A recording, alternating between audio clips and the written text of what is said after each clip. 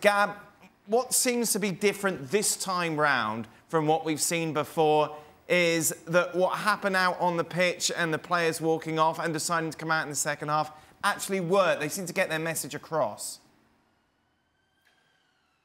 Yeah, well, there's two ways to look at it. In terms of, it certainly worked in terms of the fact that there was far less audible racist abuse in the second half. But equally, and that was because, as you said, they applied the so-called three-step protocol, which when you hear racist abuse, there's a warning over the loudspeaker, then the game is suspended temporarily, and then if it happens again, it's abandoned. Equally, though, as more facts emerge about what happened here, this was a very concerted effort by those 200, 300 fans we saw walking out. Those are many of them are ultras of Levski Sofia. They knew what they were doing. They knew what was going to happen. Their goal was to get the manager sacked, and especially the head of the Bulgarian FA. It's part of a campaign they see against repression, against ultras in Bulgaria. And you could also argue that those guys got their way as well. But more broadly, I think a message was sent, and that, this isn't the first time the three-step protocol's been applied, but it's the first time we saw it in a UEFA qualifier. And this is something that can be effective, at least in the immediate. What has to follow, of course, is punishment for the people responsible. I think by this point, something like 20 odd of those supporters have been identified. Presumably, they'll be prosecuted. That's something that has to happen. The protocol on its own isn't enough.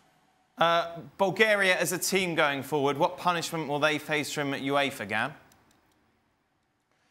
Well, that's to be determined. I mean, UEFA have opened a disciplinary case on this. They'll be looking at certainly what steps they took ahead of time, because remember, they were at risk. Part of the stadium was already closed. There was plenty of police intelligence this might happen. Incidentally, those 200 or 300 people who were involved, or who were most egregiously involved, a lot of those guys got in because a number of them had on stewards' bibs, and a lot of them were in as part of the match day stewarding crew. It's pretty common in Bulgaria and elsewhere to have supporters, or often ultras, go and be responsible for the stewarding. The idea being that they're friendly with the fans, and so they can help control them. Clearly, that's something that boomeranged badly. I think UEFA will want answers from the Bulgarian FA. How was this allowed to happen? And if precedent is to go by, I think they'll be playing behind closed doors for a while. Stories emerged, boys, that at half-time there was a discussion between the members of the England team whether or not to go out and play the second half. Obviously, they did. Was that the right decision?